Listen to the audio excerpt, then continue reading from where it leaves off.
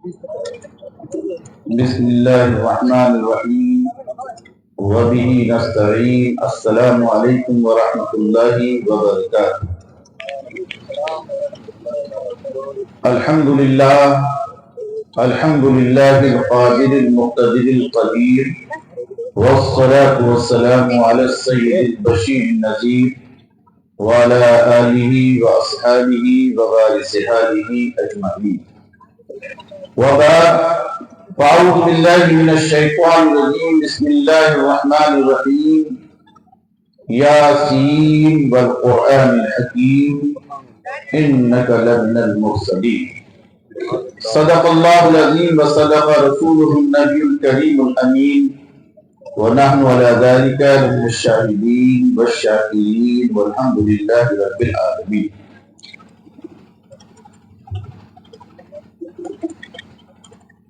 Stage پر رونق افروز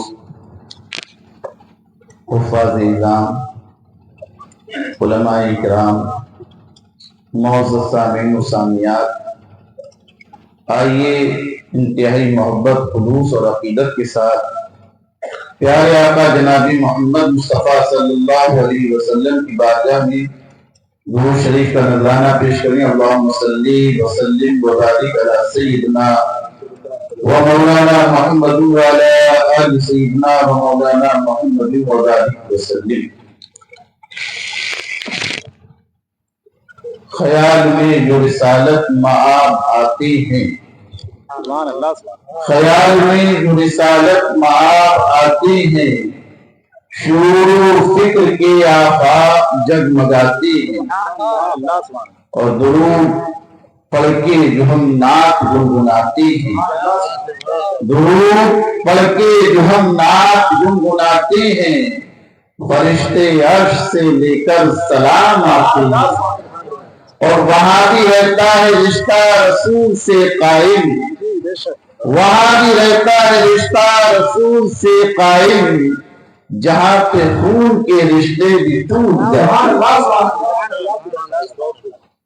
تاجدار اہل سنت، محبوب غوث اعظم، فخر قادریت، الشاہ عبدالحمید محمد سالم القادری قدس سرہ العزیز فرماتے ہیں کہ نہ بحر و بلکی نہ ارض و سما کی بات کرو. بحر سمندر کو کہتے ہیں، ارض زمین کو کہتے ہیں، بر خشکی کو کہا جاتا ہے، اور سما آسمان کو کہتے ہیں. تو زمین و آسمان کے اولاد منانے سے کوئی فائدہ حاصل نہیں ہونے والا ہے. سمندر کی لہروں کی گفتگو کرنا، اس سے کیا نتیجہ ملے؟ تو فرماتے ہیں نہ بحر و بلکی نہ ارض و سما کی بات کرو، جو خیر چاہتے ہو تو خیر الورا کی بات کرو، جو خیر چاہتے ہو تو خیر الورا کی بات کرو، جو چاہتے ہو اندھیروں میں روشنی کرنا. گھر بھی روشن ہو جائے، دل بھی روشن ہو جائے، قبر بھی روشن ہو جائے، نامہ اعمال بھی روشن ہو جائے، کون سی چیز ہے؟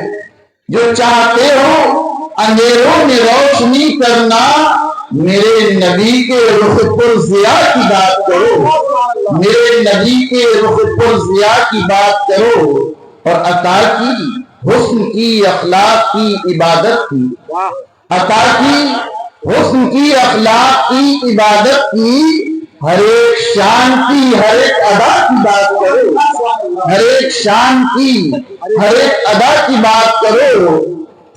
اور حضور ختم رسول شاہ انبیاء کے بعد، حضور ختم رسول شاہ انبیاء کے بعد جناب غوث شہ اولیاء کی بات کرو، جناب غوث شہ اولیاء کی بات کرو. اور غوث اعظم سے بھیک لینی ہے، غوث اعظم سے بھیک لینی ہے، سالم قادری کی بات کرو، سالم قادری کی بات کرو. اللہم صلی وسلم وبارک علی سیدنا ومولانا محمد وبارک وسلم. حضرات، بڑی خوشی اور سعادت کی بات ہے کہ ایک ایسی محفل میں شریک ہیں جسے قرآن سے نسبت ہے. دولہے تو بہت بنتے ہیں، شادیاں ہوتی ہیں، لیکن حقیقتاً یہ آج کے دولہا بنے ہوئے ہیں، ان پہ فرشتے بھی رشک کرتے ہیں۔ طالب علم کون ہوتا ہے؟ حدیث میں آتا ہے کہ فرشتے جس کی رضا کے لیے پر بچھا دیتے ہیں۔ جب طالب علم کے لیے فرشتے پر بچھا دیں، جو ایک علم کی تکمیل کر لے تو کیا ان پر فرشتے رشک نہیں کریں؟ یہ حافظ قرآن کی ماشاءاللہ کل حضور صاحب سجادہ دامت برکاتہ القدسیہ کے دست مبارک سے ان کے سر پر تاج رکھی، حفظ کی تاج رکھی گئی۔ آج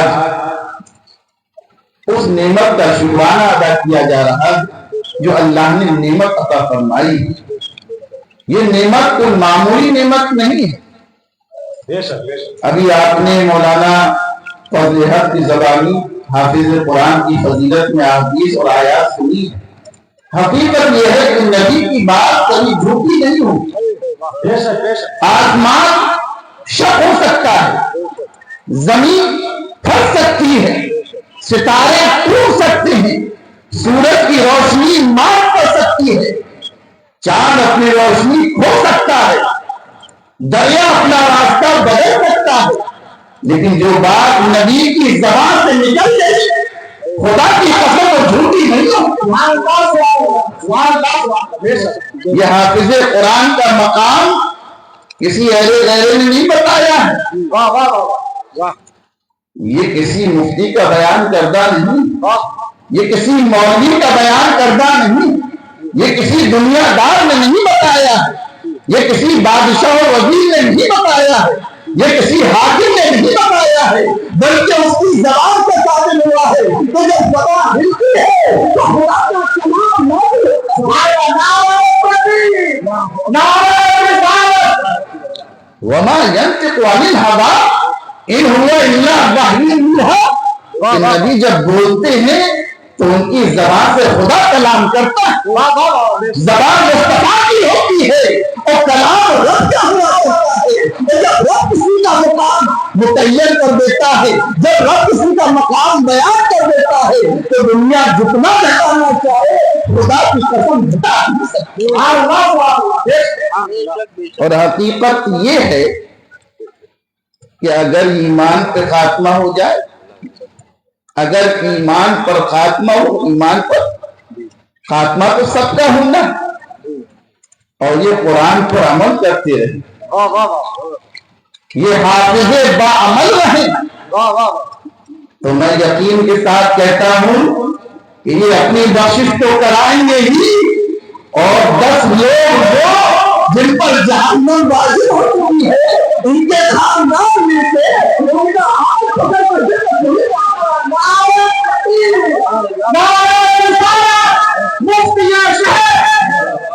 اور حقیقت یہی ہے، جو تاج رکھا جائے گا اس کی روشنی بہت تیز ہے۔ آج انہیں نوازا جاتا ہے، آج یہ تراویح سنائیں گے، قرآن سنائیں گے، آپ نذرانے پیش کریں گے، تحفے پیش کریں گے، انہیں سرایا جائے گا، ان کی تعریف کی جائے گی، ان کی زبان سے پانی پر پھروایا جائے گا، گلوں میں پھروایا جائے گا، کانوں میں پھروایا جائے گا کہ قرآن ان کی زبان سے رکا رہا ہے۔ آج تم سن رہے ہو، قیامت کے دن یہ قرآن سنائیں گے وہابی، اور سننے والے انسان نہیں فرشتے ہوں، اور رب کہے گا، کیا فرمائے گا رب؟ اے دانش، قرآن بہت سنایا ہے، میراب میں سنایا ہے، لکشمی پور والوں نے سنا ہے، آج میدان محشر میں تمہیں قرآن سنانا ہے، اور قرآن کے بدلے میں نذرانہ نہیں لیا جائے گا۔ لیکن پورے قرآن کا نذرانہ کیوں؟ تم آیت پڑھتے رہو، نذرانہ لیتے رہو۔ ایک آیت پڑھو، ایک منزل طے کر جاؤ۔ ایک منزل کون سی ہے؟ یہ جنت کی منزل ہے۔ اگر ایک تیز رفتار گھوڑا 50,000 سال تک چلتا رہے تو جنت کی منزل طے ہوتی ہے۔ اور حافظ قرآن کو اللہ ایک آیت کے بدلے معاملے میں ایک منزل دیتا ہے. قرآن کی ایک آیت نہیں ہے بلکہ 6666 آیتیں ہیں. یہ 6666 مقام ایک میدان محشر میں طے ہوگی. لیکن شرط کیا ہے کہ قرآن یاد رکھی, قرآن پڑھی, قرآن پر چلے, قرآن پر دوسروں کو چلنے کا حکم دے اور اسی طرح خاتمہ ہو جائے.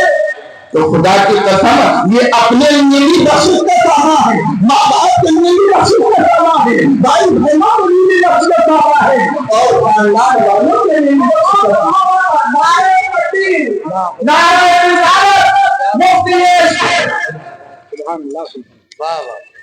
مجھے تو کبھی کبھی فخر ہوتا ہے اور رش ہوتا ہے. کس پر؟ حافظ عبدالرحمان صاحب. کیوں؟ خود بھی حافظ. ایک بیٹا بڑا ہے فضل حق, وہ بھی حافظ. چھوٹا بیٹا ہے نور الحق, وہی بھی حافظ. اور صرف حافظ ہی نہیں, دائیں طرف بھی عالم ہے, بائیں طرف بھی عالم ہے. اور آج ان کا بھانجا ہے تو وہ بھی حافظ. اب بتاؤ جب اتنے عالم ان کے ساتھ ہوں گے تو کیا کام آئیں گے یا نہیں آئیں گے؟ انشاءاللہ ضرور کام آئیں گے. اللہ اکبر. حافظ کا مقام یہ ہے کہ وہ 10 کو لے جائے گا تو بعض روایت میں آتا ہے کہ اگر عالم باعمل ہو قبرستان سے گزر جائے تو قبرستان کے لوگوں کی نصیب ہو جاتی ہے. کیا بات ہے. جس کا تعلق قرآن کے الفاظ سے ہو گیا وہ حافظ بن گیا, جس کا تعلق قرآن کے معنی سے ہو گیا وہ عالم بن گیا, جس کا تعلق قرآن کے حکمے سے ہو گیا وہ مفتی بن گیا, جس کا تعلق قرآن کی تحقیق سے ہو گیا وہ محقق بن گیا, جس کا تعلق قرآن کی آیات تفسیر سے ہو گیا وہ مفسر بن گیا, جس کا تعلق قرآن کی آیات المدہ سے ہو گیا وہ حکیم بن جاتا ہے. ان کو پتا چلا قرآن کے تعلق پیدا کرو تمہارا مرتبہ دنیا بھی بتائے گی. یہ مقام کس سے ملا ہے؟ ہمارے دین کی بنیاد تو قرآن ہی ہے. حافظ کو مقام قرآن سے ملا, عالم کو مقام قرآن سے ملا, مفتی کو مقام قرآن سے ملا, محقق کو مقام قرآن سے ملا, ادیب کو مقام قرآن سے ملا, مولوی کو مقام قرآن سے ملا. اور یاد رکھو جب قرآن پڑھو گے, قرآن سنو گے تو سننے والے کو بھی ثواب ہے, پڑھنے والے کو بھی ثواب. ہماری مائیں بہنیں قرآن پڑھتی ہیں تو یہ قرآن, آج تم قرآن نہیں چھوڑ رہے ہو تو قیامت کے دن قرآن تم نہیں چھوڑے گا. اور جس نے آج گانوں کو اپنا لیا, غزلوں کو اپنا لیا, اس سے دل بہلا رہا ہے, وہ زبان پہ طے کر رہا ہے تو اپنی آخرت کو تباہ کر رہا ہے. لیکن وہ زبان پر قرآن پڑھ رہا ہے, صبح کو قرآن ہے, شام کو قرآن ہے, رات میں قرآن ہے, سوتا ہے تو قرآن ہے, جاگتا ہے تو قرآن ہے, چلتا ہے قرآن ہے, پڑھتا ہے تو قرآن ہے, جاگتا ہے تو قرآن ہے, دعا پڑھتا ہے تو قرآن ہے, کبھی قرآن کی تلاوت کرتا ہے, کبھی روزہ پڑھتا ہے, کبھی قرآن کی نعت پڑھتا ہے, کبھی سورہ یاسین پڑھتا ہے. تو یاد رکھو جب یہ قرآن آپ پڑھ رہے ہو, اس کا ساتھ دے رہے ہو, تو آخرت میں جب جاؤ گے اور جہنم کی طرف جاتے ہو گے تو قرآن ایک انسانی شکل میں آئے گا اور اللہ کی بارگاہ میں رحمت کا دامن پکڑ لے گا. آج قرآن کو نہیں چھوڑا تو قرآن قیامت میں پکڑ لے گا اور کیا کہے گا, اے اللہ لوگ تو رمضان میں سو رہے تھے, یہ قرآن پڑھ رہے, میں نے نیند سے اسے روک دیا, آج میرا قاری جو ہے وہ جہنم کی طرف کیسے جا سکتا ہے. اے پروردگار میں تیری بارگاہ میں سفارش کرتا ہوں تو میری سفارش قبول کر لے, میرے پڑھنے والے کو جنت عطا فرما دے. اللہ قرآن کی شفاعت قبول فرمائے گا اور جہنم کا راستہ بدل کر جنت میں بدل دے گا. پکڑو تو قرآن کو, پکڑو تو قرآن کو. ہمارے سرکار نے فرمایا ان اللہ یرفع بہذا الکتاب اقواما ویضع بہ آخرین.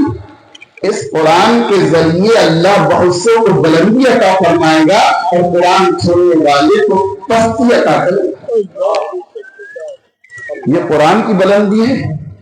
یہ بچہ ہے، یہ آپ کے سامنے کی بچی ہے، کھیلتے ہیں کودتے ہیں، لیکن جب میدان میں کھڑے ہوتے ہیں تو ان کے والد بھی ان کے پیچھے ہیں، ان کے دادا بھی ان کے پیچھے ہیں، ان کے نانی بھی ان کے پیچھے ہیں، ان کے خالی بھی ان کے پیچھے ہیں، ان کے خاندان والے بھی ان کے پیچھے ہیں۔ وہ نہیں کہتے ہیں کہ میں اس بچے کے پیچھے ہوں، اپنے بھانجے کے پیچھے ہوں، اپنے بھائی کے پیچھے ہوں، نہیں، کیا کہتے ہیں؟ میں اس ماں کے پیچھے ہوں۔ جب یہ کہے گا تو سب جھکیں گے، جب یہ کہے گا تو سب روئیں گے۔ امام بنایا، امام سے پہلے نہ رکوع کر سکتے ہیں، امام سے پہلے نہ سجدہ کر سکتے ہیں، امام سے پہلے نہ اٹھ سکتے ہیں، امام کر رہا ہے، عزت مل رہی ہے، اور وہی مانو آتے ہیں تراویح کے اندر، بیٹا گلے میں پھونک دو، پانی پکوایا جا رہا ہے، دم کروایا جا رہا ہے، سونے کا پھونکا جاتا ہے۔ ارے یہ بڑا کیوں لگ رہا ہے؟ یہ فضیلت بچے کو کس نے عطا فرمائی ہے؟ جو گھر والے ڈانٹتے تھے آج ہاتھ چھو رہے ہیں، کوئی پانی پڑھ پی رہا ہے، پتا چلا کہ قرآن کی تلاوت کی ہے، قرآن کی زبان پر سجایا ہے، تو اللہ نے اس بلندی رتبہ عطا فرمایا۔ جب ایک بچے کو اتنی عزت مل سکتی ہے، جو ہمارے ہاتھوں میں پلا ہے، ہماری گودیوں میں پلا ہے، جس کے اٹھنے بیٹھنے کو ہم نے دیکھا ہے، تو یاد رکھو اگر قرآن پر کوئی عمل کریے تو اس کا مقام مرتبہ کیا ہے، اور قرآن کے ذریعے ہی عزت ملی۔ اسی لیے سورہ یاسین میں قرآن کی قسم کھاتا ہے، یاسین والقرآن الحکیم، قسم ہے قرآن مجید کی، انک لمن المرسلین، یقیناً آپ رسول ہیں۔ اب میں آپ سے سوال کرتا ہوں، تو سوال کرنا میری عادت ہے، جب بچوں کو پڑھایا جاتا ہے تو انہیں پڑھ لیا یا نہیں پڑھا اس کا جائزہ لیا جاتا ہے، اس کا امتحان لیا جاتا ہے، تو سوال کیا جاتا ہے، اور مدرس اور استاد کا کام سوال کرنا ہے، اور پھر سوال کا جواب بچہ دے دے تو اچھی بات ہے، لیکن اگر نہیں دے پایا تو پھر اس کے دل کی تصفی کی جاتی ہے، تسلی کی جاتی ہے، اسے جواب دیا جاتا ہے۔ تو ایک سوال بہت آسان سا میں آپ سے کرنا چاہتا ہوں، یہ بتائیے کہ قرآن کتنی ہے؟ اب آپ کے ذہن میں استجاب پیدا ہوتا ہوگا، حیرت پیدا ہوتی ہوگی، کیسا سوال؟ قرآن تو زندگی بھر ہم نے سنا ہے، قرآن تو ایک ہی ہے، 30 پاروں کے اندر 6666 آیتیں ہیں، لیکن آج کچھ اور ہی کہا جائے گا۔ میں آپ سے کہتا ہوں کہ قرآن 2 تو کیا مانیں گے؟ نہیں، لیکن ماننا ہوگا، منواؤں گا۔ قرآن 2 ہے، قرآن کی ایک آیت کا انکار کر دیا جائے تو اسلام سے خارج، ایک آیت بڑھا دی جائے تو اسلام سے خارج۔ یہاں پر ایک قرآن نہیں کہا جاتا ہے، بلکہ میں تو 2 کا دعوے دار ہوں۔ یاد رکھیے، قرآن کے مفہوم کو سمجھیے، یہ قرآن وہ ہے جو کاغذ پر لکھا ہوا ہے، جسے انہوں نے یاد کیا ہے، میراب میں پڑھا جاتا ہے، فاتحہ میں پڑھا جاتا ہے، تلاوت کی جاتی ہے، لیکن یہ قرآن وہ ہے جس کو ہم بھول رہے ہیں، جو مدینے کی گلیوں میں نظر آتا ہے، جو مسجد کے منبر پر نظر آتا ہے، جو نبی کی تجارت کرتے ہوئے نظر آتا ہے، جو نبی بازار میں نظر آتا ہے، جو کبھی فاطمہ کے پاس نظر آتا ہے، کبھی وہ علی اور صدیق اور عثمان کے درمیان نظر آتا ہے۔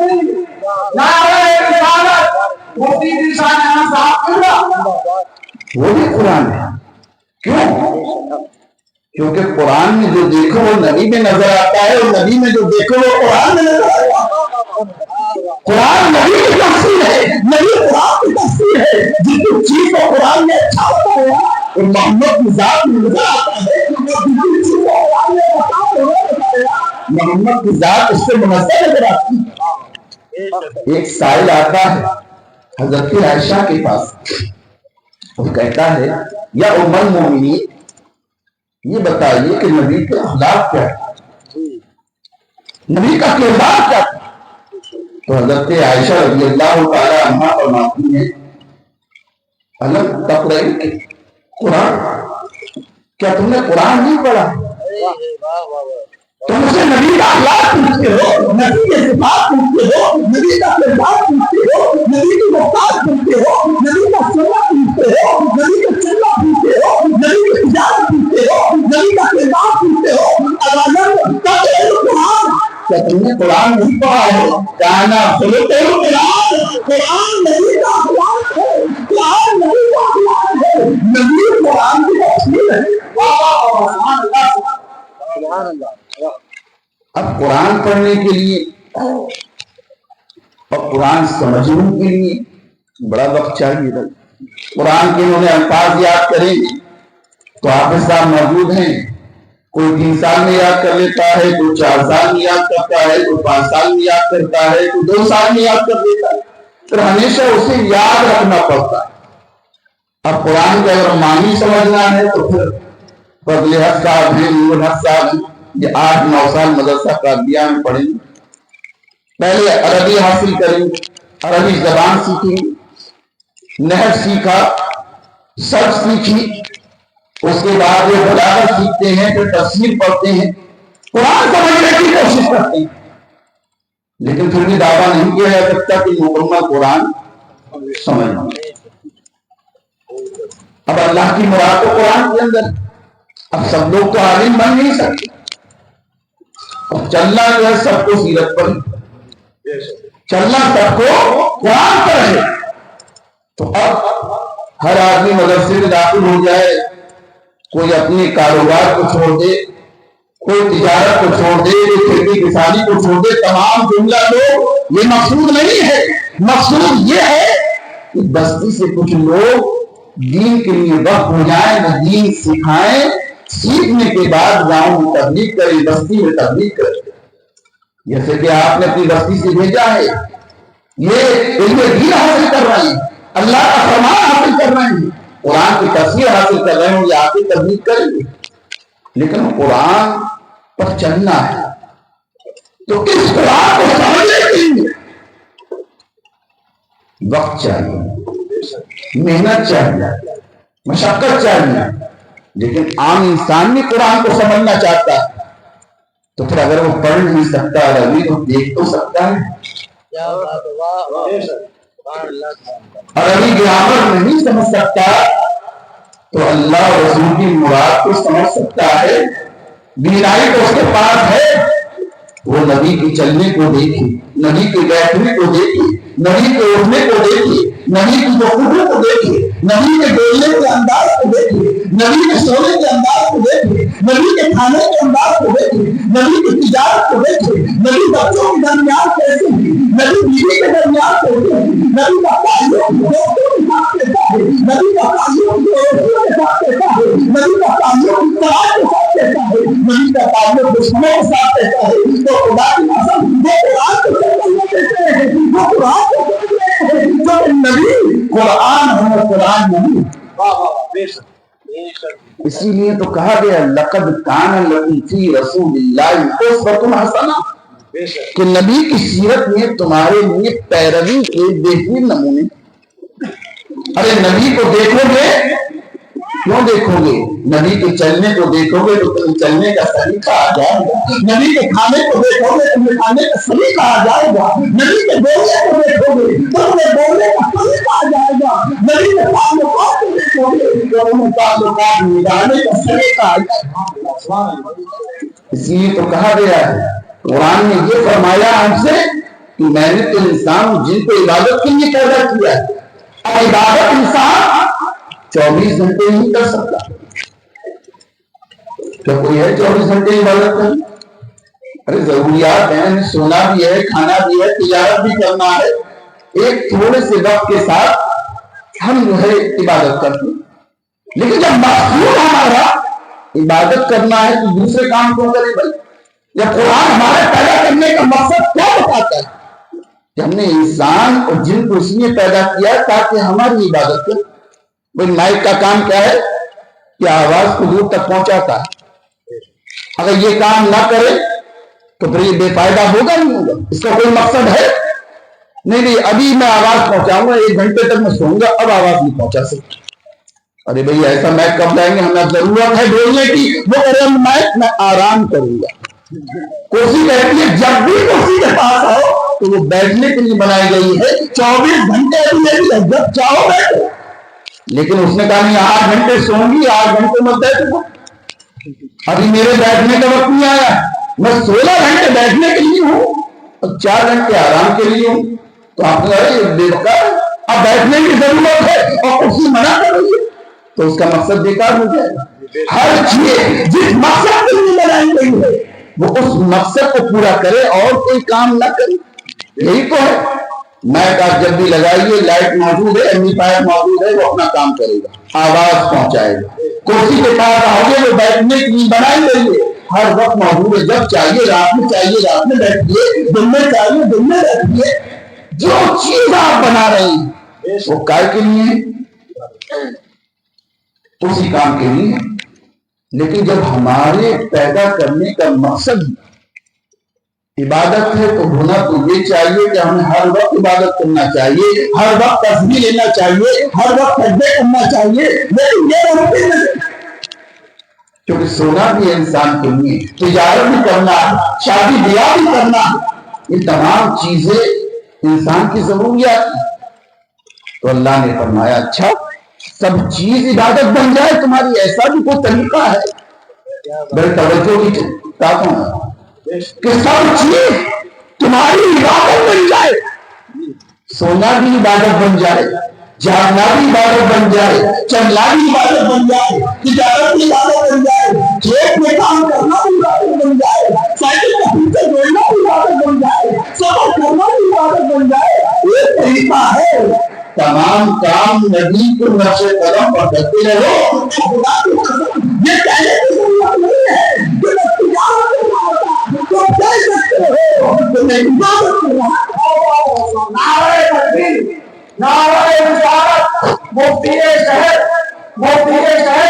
مدرسہ عالیہ قادریہ بلاد یونیورسٹی، حضور پاک نعرہ اہل سنت، حضور پاک نعرہ اہل سنت، جس کی زندگی کا لمحہ لمحہ عبادت میں شمار ہو، وہ ذات کون سی ہے؟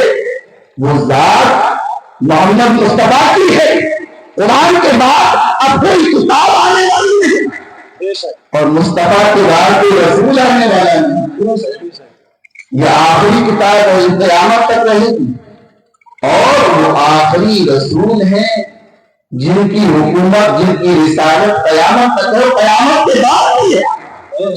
آئیں گے حضرت عیسیٰ علیہ السلام، آخر میں آنا ہے، لیکن یاد رکھو وہ رسول کی حیثیت سے نہیں آئیں گے، وہ آئیں گے تو محمد مصطفیٰ کی امت کی بات۔ تو پتہ یہ چلا کہ ہماری کتاب بھی کتابوں کی سردار ہے اور ہمارا رسول بھی رسولوں کا سردار ہے۔ اب جب نبی موجود ہیں اور حضرت عمر بھی، وہ توریت کا ایک سپارہ پڑھے، نبی کے سامنے توریت کا ایک سپارہ مل گیا اور اسے پڑھنے نبی نے دیکھا کہ عمر کیا کر رہے ہیں کہ توریت کا سپارہ پڑھ رہے ہیں، تو نبی کے چہرے پر ایک رنگ آ رہا ہے اور ایک رنگ جا رہا ہے، چہرہ سرخ ہوتا ہے، اور محمد مصطفیٰ صلی اللہ علیہ وسلم کا چہرہ جب سرخ ہو جاتا تھا تو یہ اس بات کی علامت ہوا کرتی تھی کہ آپ ناراض ہیں، غصے میں۔ عمر پڑھتے جا رہے ہیں، چہرے کو دیکھا نہیں، حضرت صدیق اکبر نے چہرے کو دیکھا اور عمر سے کہا عمر ذرا نبی کے چہرے کو تو دیکھو۔ عمر فاروق اعظم نے نبی کے چہرے کو دیکھا تو فوراً توریت کا سپارہ بند کر دیا، گھبرا گئے، خوف زدہ ہو گئے، اور کچھ الفاظ صحابہ کو ایسے یاد تھے کہ جب نبی ناراض ہوا کرتے تھے تو ان کی بارگاہ میں وہ الفاظ کہہ دیا کرتے، تو حضرت عمر کہتے ہیں رضیت باللہ ربا وبالاسلام دینا وبمحمد نبی و رسولا، میں اللہ کو رب مان کر راضی ہوں، میں اسلام کے دین مان کر راضی ہوں، میں مصطفیٰ کو رسول مان کر راضی ہوں۔ جب یہ الفاظ کہے تو حضور کا چہرہ کھل جاتا ہے، خوشی سے بدل جاتا ہے۔ جب حضور خوش ہوتے ہیں تو حضرت عمر کہتے ہیں یا رسول اللہ توریت بھی اللہ کی کتاب ہے اور قرآن بھی اللہ کی کتاب ہے. توریت بھی رسول پر نازل ہوئی اور قرآن بھی رسول پر نازل ہوئی. تو اگر یہ سپارہ پڑھ لیا, کوئی بات پڑھ لی, تو اس میں کوئی حرج؟ تو حضور نے فرمایا ہاں. کیوں؟ یہ سوچ ہوئی. حضور نے فرمایا اے عمر سنو, یہ تو تم توریت پڑھ رہے ہو, توریت جن پر نازل ہوئی تھی اگر وہ خود آ جائے, توریت جن پر نازل ہوئی تھی وہ کون ہے؟ وہ حضرت موسیٰ علیہ السلام ہے. اگر وہ خود آ جائیں تو کیا توریت پڑھتے ہوئے آئیں گے؟ کیا توریت کی تلاوت کرتے ہوئے آئیں گے؟ اگر اس زمانے میں آ جائیں تو وہ توریت کے ہاتھ نہیں آئیں گے.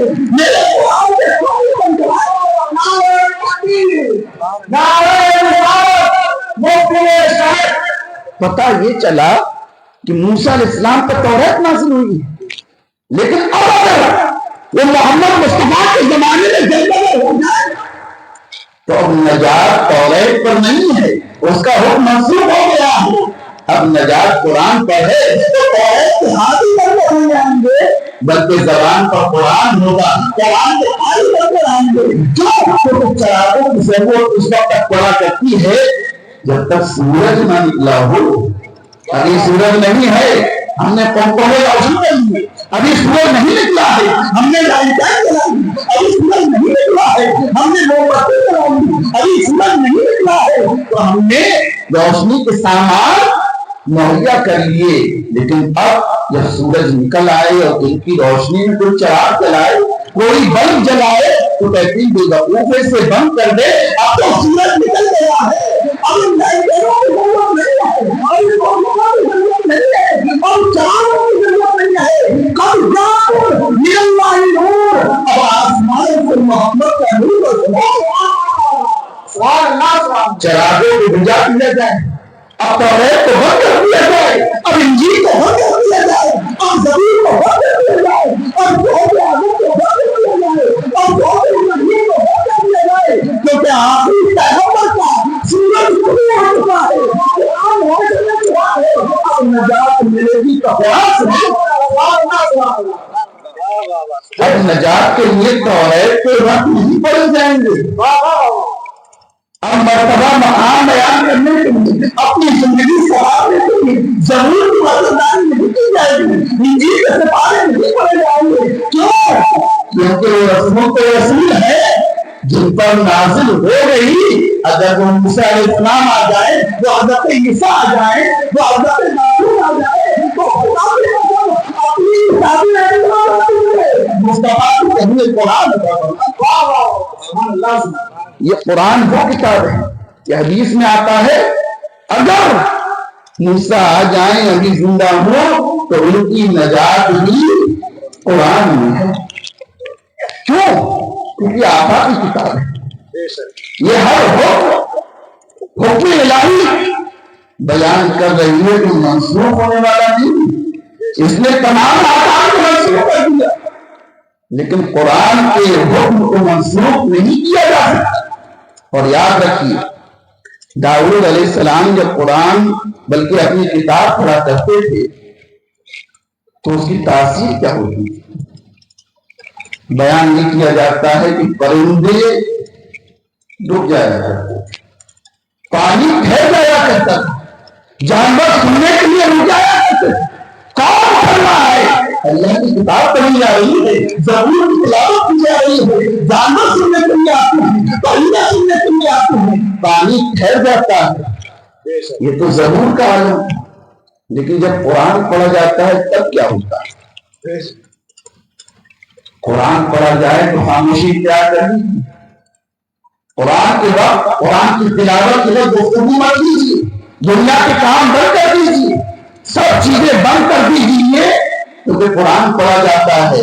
اب سنیے, ایک حدیث میں آتا ہے کہ حضرت حسین بن حذیفہ قرآن کی تلاوت کر دیں, رات کا وقت تھا اور ازدوج کے اندر گھوڑا رکھا ہوا, اور پالنے کے اندر ان کا بچہ لیٹا ہوا، ادھر انہوں نے قرآن کی تلاوت کو شروع کیا، اب تیرے میں گھوڑا گدرنے لگا اور آپ کو اندیشہ ہوا کہ ایسا نہ ہو وہ بچے کو نقصان پہنچائے، آپ کی تلاوت کو بند کر دی، روک لو۔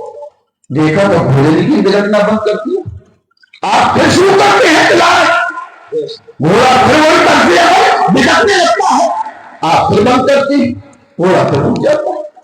تیسری مرتبہ پھر ہوا کہ تلاوت شروع کی، گھوڑا بگڑنے لگا، آپ نے قرآن کی تلاوت کو بند کیا، گھر سے نکلتے ہیں، آنگن میں آتے ہیں اور دیکھتے ہیں معاملہ کیا ہے، یہ گھوڑا بار بار بگڑ رہا ہے، تو دیکھتے ہیں کہ ان کے گھر سے ایک روشنی کی لگی ہے، ایک کرنے نکل رہی ہے جو اوپر کی طرف جا رہی ہے۔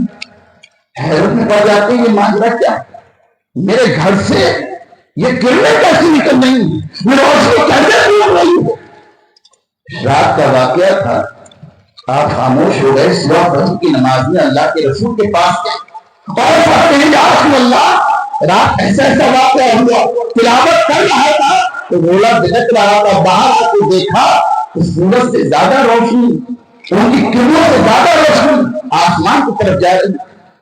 فرماتے ہیں اللہ کے رسول سنو، جب تم تلاوت کر رہے تھے تو تمہاری ادا، تمہاری اصلاح اور قرآن کی آیات کو سننے کے لیے کون آ رہا تھا؟ آسمان کے فرشتے اتر رہے تھے، بند کر رہے تھے جو آسمان کے طرف جائے۔ تو اس سے نتیجہ یہ نکلے گا کہ زبور پڑھی جائے تو بندے سنا کرتے ہیں، زبور پڑھی جائے تو جانور سنا کرتے ہیں، زبور پڑھی جائے تو پانی بھر جاتا ہے، زبور پڑھی جائے تو پہاڑ لگن کیا کرتے ہیں، لیکن خدا کے حسب جب قرآن پڑھ جاتا ہے تو زمین مخلوق کو کیا ہے، آسمان پہنچ کے آتے سمجھ کے لیکن اس کے سننے کی، اس کو دیکھنے کے لیے آپ میں وہ نورانیت ہونا چاہیے، وہ فراست ہونا چاہیے، اور جب یہ فراست پیدا ہوتی ہے تو اللہ کے ولی دیر ہو جاتا ہے، وہ جو ہمیں نظر نہیں آتا۔ سبحان اللہ، سبحان اللہ۔ اپنے گھروں میں قرآن کو پڑھو، چاہے ایک آیت ہی کیوں نہ ہو، ایک چھوٹی سی سورت ہی کیوں نہ ہو، ایک رکوع ہی کیوں نہ ہو، کیونکہ جس زمین کو آباد نہیں کیا جاتا ہے اس پر غیروں کا قبضہ ہو جاتا ہے، یہ تو آپ جانتے ہی ہوں گے۔ چھوڑ دیجیے مجرموں کے لیے اپنی زمین کو، کوئی نہ کوئی قبضہ کر لے گا، مت جلائیے چراغ، کوئی نہ کوئی خالی جگہ دے کر قبضہ کر لے گا، خالی جگہ مت چھوڑو، اسے گھیرو، اسے آباد کرو، اس کی دیکھ ریکھ کرو، کیونکہ جس زمین کو خالی چھوڑ دیا جاتا ہے اس میں گھاس پھوس ہو جاتی ہے، وہ کھیتی کے مطلب کی نہیں رہتی ہے، کھیتی کرنے کے لیے، اسے آباد کرنے کے لیے اسے دیکھا جاتا ہے، گھر خالی ہے تو اکثر جنات کو کر دیتی ہیں، ویرانوں کو انہیں آباد کر دیتی ہیں، اور زمین خالی چھوڑو تو انسان قبضہ کر لیتے ہیں، تو دیکھ ریکھ کرنا ہے۔ تو اب دل کیسے آباد ہوگا؟ اگر دل کو خالی چھوڑو گے تو کسی اور شے کا قبضہ ہو جائے گا، اگر اس کو آبادی دینا ہے، اسے زندہ رکھنا ہے تو قرآن کی تلاوت کرتے رہو، اس کا درد اٹھاتے رہو، اس کی حفاظت ہوگی، اگر دل کی حفاظت ہو جائے گی تو آپ ایمان کی حفاظت ہو جائے گی، کیونکہ دل کے اندر ایمان اور ایمان کے اندر روح محمد مصطفیٰ کی محبت ہے۔ اسی لیے کہا جاتا ہے کہ کنیکشن رہنا چاہیے، جڑا رہنا چاہیے۔ ہمارے شیخ عبداللہ فرمایا کرتے تھے اور وہ ترتیب کیا کرتے تھے کہ بھئی اپنا ایک وظیفہ بنا دو، روزانہ قرآن کی کوئی نہ کوئی آیت کی سورت تلاوت کرو، کیونکہ یہ کرنٹ آتا رہتا ہے، کرنٹ جو رہتا ہے تو روشنی برقرار رہتی ہے، اور کرنٹ کا رشتہ اگر ٹوٹ جاتا ہے تو روشنی ختم ہو جاتی ہے۔ تو اپنے دل کے اندر قرآن کا کرنٹ پہنچاتے رہو، جب دل کے اندر قرآن کا کرنٹ پہنچتا رہے گا تو ایمان زندہ رہے گا، ایمان کے اندر کافی رہے گی، ایمان کے اندر حیات رہے گی۔ اور جو مائیں قرآن پڑھتے پڑھتے حمل کے دوران قرآن پڑھ رہی ہوں، بچوں کی ولادت ہو رہی ہے، تو ان کے بچے کون پیدا ہو رہے ہیں؟ ان کے بچے غوث اعظم پیدا ہو رہے ہیں، ان کے بچے جب تک مائیں قرآن سے اس کا مضبوط کرتی رہی تو ان کی شکم سے اولیاء اعظام تولد ہوتے رہے۔ لیکن آج کی مائیں کیا پڑھ رہی ہیں؟ حمل کے دوران فلمی گانے گا رہی، غزلیں پڑھ رہی ہے، تو بچہ بھی جو ہے ڈانس کرتے ہوئے پیدا ہوا۔ کیوں؟ وہ پہلی کسی کر رہا ہے، وہ دنیا والوں کی کر رہا ہے، وہ ڈانس سے بنتا، وہ نقلیں اتار رہا ہے، وہ کبھی ماں باپ کی نقل اتارتا ہے، کبھی استاد کی نقل اتارتا ہے۔ آج پڑھیے وہ کیا ہے؟ کچھ ماں باپ بڑی خوشی مناتے ہیں کس بات پر کہ آج بیٹے نے پہلی بار گالی دی، یہ دور آ گیا۔ آج بیٹے کی توتی زبان سے ماں گالی دے کر خوش ہو رہی ہے، گالی سنتے خوش ہو رہی ہے، باپ گالی سنتے خوش ہو رہا ہے، اور بڑے ہو کر جب اس نے گالیوں سے نوازا تو اس نے نہیں دیا تبھی کر تو تربیت تم نے کیا کی؟ جب پہلی بار بیٹے نے یہ غلط جملے بولے تھے اسے ڈانٹا ہوگا، اسے شاباشی دے کر اور کیا تھا کہ آج بیٹے نے ڈانس کیا ہے، آج میری بیٹی اسکول میں ڈانس کر کے آئی ہے، باپ کی خوشی منا رہا ہے، اور ماں کی خوشی منا رہا ہے۔ یہ تربیت کسی ہے؟ یہ تربیت یہود و نصارہ کی ہے۔ جب ہم تربیت غلط کر رہے ہیں اور ان کی برائیوں پہ حوصلہ افزائی کر رہے ہیں تو پھر نہ وہ ماں باپ کے مقام کو پہچانتے ہیں، نہ بڑوں کے ادب کو پہچانتے ہیں۔ ارے تربیت اسلام کرو کہ تم جانو کہ ہمارا بیٹا اسلامی طریقے پر ہے یا نہیں ہے۔ جب اسلامی طریقے پر تربیت کرو گے تو جب بڑھاپا آئے گا تو وہ بچے بھی تمہاری خدمت کریں۔ آج ہماری تربیت بھی نہیں کرنی کہ ہمارے بچے ہمارا کہنا نہیں مانتے، ہماری خدمت نہیں کرتے۔ بہت سے لوگ ماں باپ کے گھروں سے نکال دیتے ہیں، بہت سے مار رہے ہیں، بہت سے غلط الفاظ دے رہے ہیں، لیکن ہمارا قرآن کہتا ہے فلا تطعهما، ماں باپ کے بارے میں حرف مت کہنا، کیونکہ وہ تمہاری زندگی کا وجود ہے، وجود کا سبب ہے۔ ماں باپ کی رضا میں رب کی رضا ہے۔ ماں باپ خوش ہے تو اللہ اور رسول خوش ہے، اور ماں باپ ناراض ہیں تو جنت ناراض ہو۔ آج آپ نے دیکھا جب کوئی پریشانی آتی ہے ہمارے اوپر تو ہم کہتے ہیں دعا کرو، اور دعا میں بڑی تاثیر ہے، حقیقت ہے، دعا تبدیل ہونے دیتی، لیکن غیروں کی طرف تو جاتے ہیں کہ فلاں سے دعا کرا دو، فلاں سے دعا کرا دو، فلاں ہمیں آئے ان سے کچھ جنگل تعبیر کرو، ان سے ایسا کر لو، بھاگے پھر رہے ہیں۔ لیکن حضرات میں ایک نصیحت کرنا چاہتا ہوں، کبھی دعا اس بوڑھی جنت سے بھی کرا دو تمہارے گھر کے اندر بیٹھ، پھر اثر دیکھ جس کے قدموں کے نیچے تمہاری جنت ہے، کیونکہ ماں باپ کی دعا اولاد کے حق میں سب سے زیادہ ہوتی ہے۔ جب ماں باپ اپنے بچوں کے لیے دعا کرتے ہیں تاکہ وہ بچہ جب ماں بچے کے لیے دعا کرتی ہے تب بچہ نظام الدین اولیاء کرتا ہے۔ ماں باپ دعا کرتے ہیں بچوں کے لیے تو ان کی دعائیں بڑی قبول ہوتی ہیں۔ اگر پریشانی آئے تو دعا سب سے کراؤ، لیکن گھر کے اندر جو ماں باپ ہیں ایک جنت کا دروازہ ہے اور ایک جنت ہے اندر کم، ان سے بھی کبھی دعا کراؤ تو دنیا میں بھی مقبول ہو جاؤ اور آخرت کی پریشانی بھی دور ہو جائے۔ لیکن یہ کب ہوگا؟ جب اپنا تعلق قرآن سے جوڑیں گے۔ آج ہے کہ ہمارا بچہ جو ہے وہ انجینئر بن جائے، اچھی بات ہے، اس کی دنیا اچھی ہو جائے، بہت کمائے گا پیسہ، ڈاکٹر بن جائے، سائنٹسٹ بن جائے، بڑے لگے ہوئے، پیسہ بھی بے تحاشا خرچ کر رہا ہے، بڑی فیسیں دیتے ہیں ڈاکٹر بننے کے لیے بھی، انجینئر بننے کے لیے ٹیوشن کی الگ فیس ہے، اسکول کی الگ فیس ہے، جوتے بھی ہے تو کھلا ہے کھلا، کیونکہ اسکول تو آج کل وہ بھی بزنس کرتے بنے ہوئے، بے تحاشا پیسہ خرچ کر رہا ہے، بے شمار پیسہ خرچ کرنے کے بعد اسے پاگل ڈاکٹر بنایا، اور جب وہ بن گیا تو اپنی بیوی بچوں کو اس نے الگ ایک مکان لے لیا اور بھیا بچوں کو یہ چھوڑ، انہوں نے کیا کیا ہمارے کو یہی ہو رہا ہے۔ کیوں؟ کیونکہ آپ نے دنیا کو سکھائی، اس دنیا کو بھی، لیکن دین نہیں سکھایا۔ جب دین نہیں سکھایا تو وہ جاننے گا کیا؟ یاد رکھیے، آپ کا یہ نہ کہیں کہ مفتی صاحب جو ہے ڈاکٹر بنانے کے مخالف ہو گئے، بھائی بچوں کو ان پڑھ رکھو نہیں، میں اس کا مخالف نہیں. آپ اپنے بچے کو ڈاکٹر بھی بنائیں، انجینئر بھی بنائیں، سائنٹسٹ بھی بنائیں، وگیانی بھی بنائیں، بڑے بڑے عہدے پر پہنچائیں، لیکن خدا کی قسم سب سے پہلے اسے سچا پکا مسلمان بنائیں. اگر مسلمان بنا دیا ہے، نبی کی سیرت پر چلنے والا بنا دیا ہے، تو ڈاکٹر بن کر بھی تمہارے لیے نفع رسول ہے. دنیا کا کوئی عہدہ پا کر بھی تمہاری نفع رسول ہو جائے گا. عہدے دنیا کے بڑے بڑے دے دیے، لیکن کبھی دین نہیں سکھایا تو یاد رکھیے وہ کہاں تمہیں باہر کا دروازہ دکھائے.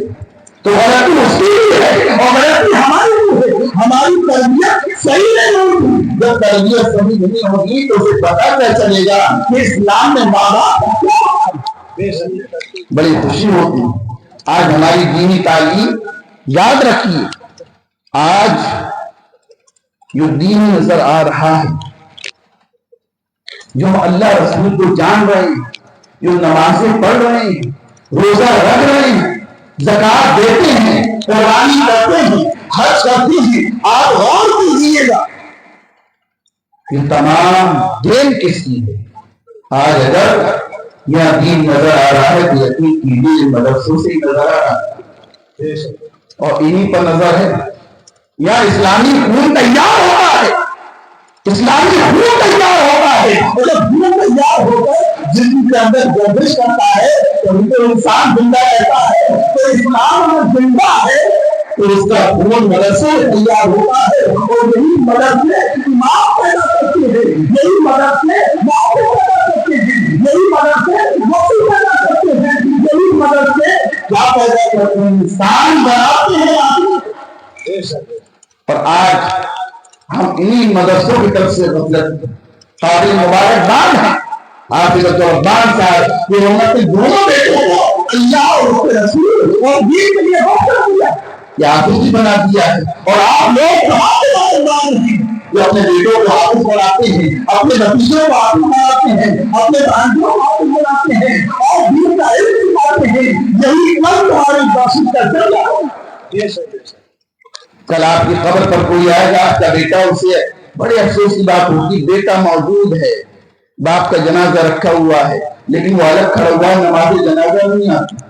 لاکھوں روپے خرچ کر دیے تم نے، پوری زندگی کا سرمایہ لگا دیا، لیکن بیٹا مغفرت میں دو الفاظ نہیں پڑھ سکتا، اسے قرآن پڑھنا نہیں آتا ہے، وہ قبر پر جاتا ہے، اس کو کیا پڑھ محسوس کرے، وہ اپنی قرآن والے مغفرت کرے، یہ طریقہ نہیں دکھایا. تو لاکھوں روپے خرچ کرنے کے بعد بھی آخرت میں کام نہیں آ رہا ہے اور دنیا کے لیے کام آ رہا ہے تو پتہ ہی نہیں چلا کہ دنیا سے دیکھتے ہو تو آخرت کا صحیح کام سکھا دو کہ کل قبر میں جا کر تمہارے لیے مثال سلام کر سکے، قرآن بھی پڑھ سکے. تو حضرات یہ حافظ قرآن در حقیقت اللہ رب العزت کے پسندیدہ بندے ہیں، جن کے بارے میں بشارت، جن کے بارے میں خوشخبری. لیکن جب ہم اپنا نظریہ بدلیں گے تو یقیناً اس نظریے کے ساتھ اضافہ بھی ہوگا. یہ نظریہ ہمیں دنیا کے اندر بھی فائدہ دے گا، یہ نظریہ آخرت میں بھی فائدہ دے گا، اور یہی نظریہ اللہ رسول کے قریب بھی کرے گا کہ آپ دین سکھائیے، دنیا بھی سکھائیے. اس کے مخالف نہیں ہے کہ آپ دنیا نہ سکھائیے، لیکن صرف دنیا سکھا کر چلے گئے تو پھر تمہاری فائدے کا سودا نہیں ہے، بہت گھاٹے کا سودا ہے. اور حضرات یہ یاد رکھیے کہ جب تک ہم دین سے جڑے ہوئے ہیں اور دین ہم سے جڑا ہوا ہے تبھی ہم دیندار کہلائیں، تبھی مسلمان کہلائیں. مسلمان کون ہوتا ہے؟ مسلمان وہ ہوتا ہے جو قرآن پر چلے. آپ یاد رکھیے، ایک آپ بیمار ہوئے، بیمار ہوتے ہیں، بیماری آنی جانی آتی رہتی ہے، سب کو مرض ہوتا ہے.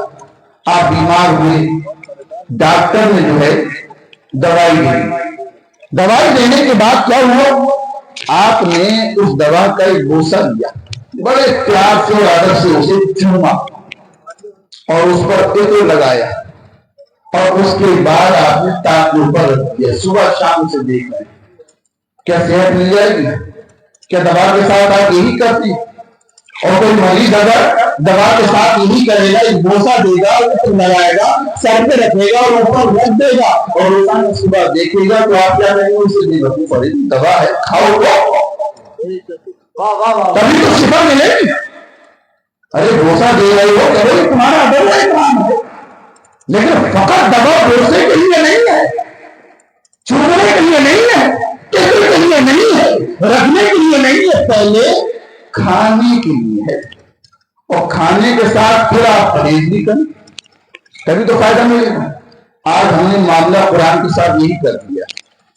قرآن روحانی بیماریوں کا بھی علاج ہے، قرآن جسمانی بیماریوں کا علاج ہے، لیکن قرآن کے ساتھ کیا کیا جاتا ہے کہ سب پہ رکھا، بوتل لگایا اور اس کو گلدان میں پیک کر دیا اور پیک کرنے کے بعد وہ اپنے گھر کی کار پر سجا دیا۔ اب وہ اٹھنا کب ہے بھائی؟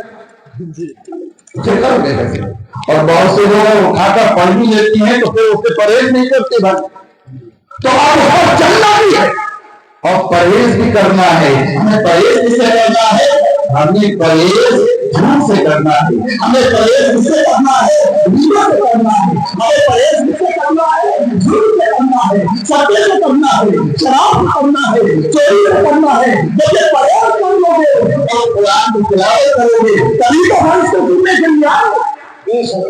آج ہماری تلاوت کو کوئی اور بھی نہیں سنتا، ہم کو نہیں سنتے، کیوں؟ کیونکہ ہم پرہیز نہیں کر رہے ہیں۔ آج مسلمان کیسے پرہیز کرتا ہے؟ وہ نیکیوں سے پرہیز کرتا ہے۔ بہت سے مسلمان جو ہے وہ کیسے کرتے ہیں پرہیز؟ نیکیوں سے پرہیز کرتے ہیں۔ پرہیز کرنا چاہیے برائیوں سے، نماز برائیوں سے روکتی ہے، قرآن برائیوں سے روکتا ہے، لیکن ہماری عادت اتنی خراب ہو گئی ہے کہ ہم برائیوں سے بچنے کے بجائے نیکیوں سے پرہیز کرتے ہیں۔ حضرات قرآن ہدایت کے لیے آیا ہے، یہ صرف بیٹے اور باپ کی ہدایت کے لیے نہیں، یہ صرف بہن بھائیوں کی ہدایت کے لیے نہیں، یہ پوری انسانیت کی ہدایت کے لیے ہے، اور اسی کے ساتھ میاں بیوی کے لیے ہدایت کے لیے۔ آج یہ شوہر بھی سن لیں اور بیویاں بھی سن لیں اس بات کو کہ اگر قرآن پر صحیح چلیں گے تو زندگی بڑی حسین اور جمیل ہو کر گزرے گی، اور اگر قرآن پر نہیں چلیں گے تو ہماری زندگی گھر کے اندر بھی جہنم کا نمونہ بن جائے گی۔ اگر جنت کا نمونہ بنانا ہے تو خدا کی قسم بیوی کو شوہر کا ادا کرنا ہے اور شوہر کو بیوی کا ادا کرنا ہے۔ قرآن کہتا ہے میاں بیوی کا لباس ہے اور بیوی شوہر۔ اب لباس کا کام کیا ہے؟ زینت دینا ہے، عیبوں کو چھپانا ہے۔ اگر بیوی شوہر کے عیب بیان کرے، کمیاں سب کے اندر ہوتی، اور شوہر بیوی کے عیب بیان کرے تو لباس کا کام نہیں ہے، کمیوں کو چھپانا۔ اگر بیویوں کو تذکرہ کریں گے تو خدا کی قسم یہ زندگی بڑی حسین و جمیل ہو جائے گی۔ اور یاد رکھیے جب اللہ تبارک و تعالیٰ کے قرآن پر ہم چلتے ہیں تو یقیناً رحمت خداوندی ہماری منتظر رہتی ہے۔ میں دعا کرتا ہوں کہ اللہ تبارک و تعالیٰ ہمیں قرآن پر چلنے کی توفیق عطا فرمائے اور قرآن سے ہمیں فیض عطا فرمائے، قرآن سے ہمیں نورانیت عطا فرمائے، قرآن کی مہیت عطا فرمائے، اور قرآن کو ہمارے لیے ہمارا شفیع بنائے اور ہمارے اندر یہ جذبہ پیدا کرے کہ ہم اپنے بچوں کو جو ہے وہ دین کی تعلیم دیں۔ اگر کسی کے چند بچے ہیں تو ایک بچے کو اللہ رسول کے لیے وقت کر دے کہ میں اسے حافظ بنانا ہے یا اسے عالم بنانا ہے، اور تمام اور بچوں کو بھی ضروریات دین کی تعلیم دیجیے تاکہ آپ کی زندگی بھی اچھی ہو جائے اور آپ کی آخرت بھی اچھی ہو جائے۔ جس طرح ماں باپ دعا کرتے ہیں تو بچے کے حق میں قبول ہوتی ہے، مرنے کے بعد اگر بچہ ماں باپ کے لیے دعا کرتا ہے تو اللہ اس کی دعا بھی قبول کرتا ہے۔ اسی لیے بچوں سے کہا جا رہا ہے کہ تم دعا کرا کرو رب ارحمہما کما ربیانی صغیرا، اے اللہ ہمارے ماں باپ کو رحم کرنا جس طرح ماں باپ نے بچپن میں ہمارے اوپر کیا۔ تو ابھی دنیا کے اندر ماں باپ بھی جائیں گے اور ماں باپ چلے جائیں تو بچے دعا کریں، اور دعا ایسی چیز ہے کہ تقدیر الہی کو بدل دیا کرتی ہے، کسی میں اتنی قدرت نہیں ہے، اور مومن کے ہتھیار دعا کہی گئی ہے۔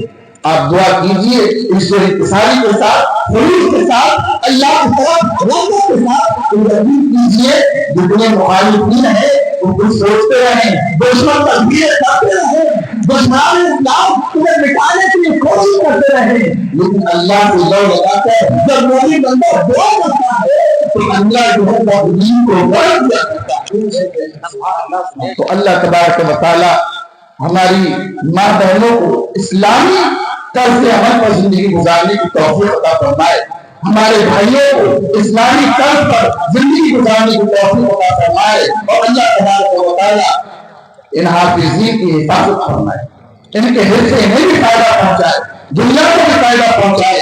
یہ تاج جو آج ہم نے رکھا ہے اور جو باندھا گیا ہے خانقاہ قادریہ میں، اللہ تبارک و تعالی خانقاہ قادریہ کے فیضان کو عام سے عام کرے، ہمارے قادریہ کے فیضان کو عام سے عام کرے، اور اس کا فیضان ہم سے بزرگوں کا فیضان سب کو عطا فرمائے۔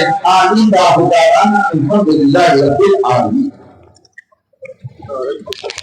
چلو یا نبی صدا مدد رسول صدا مدد یا نبی صدا مدد صلوات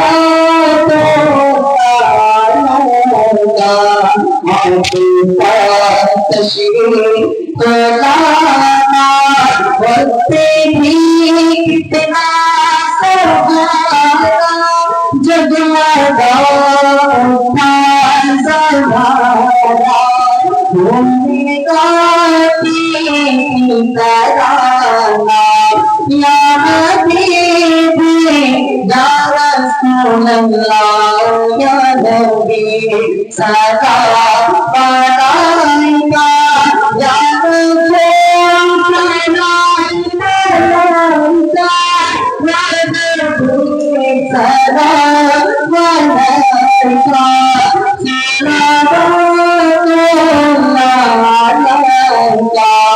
سیدی حمزہ کا صدقہ شمس مائرہ کا صدقہ دے آقا کا صدقہ آخری دعا کا صدقہ یا حبیبی یا رسول اللہ یا نبی صدا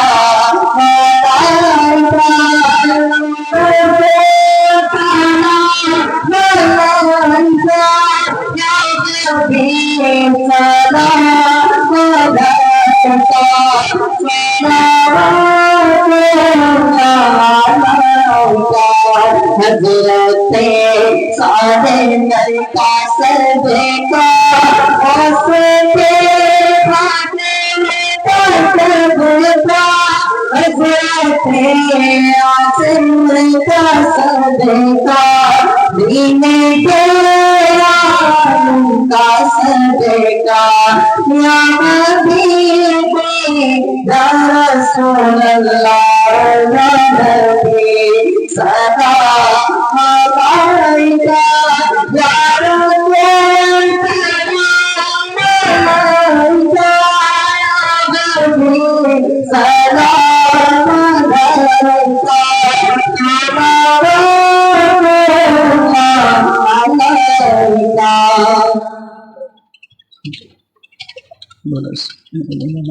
اللہ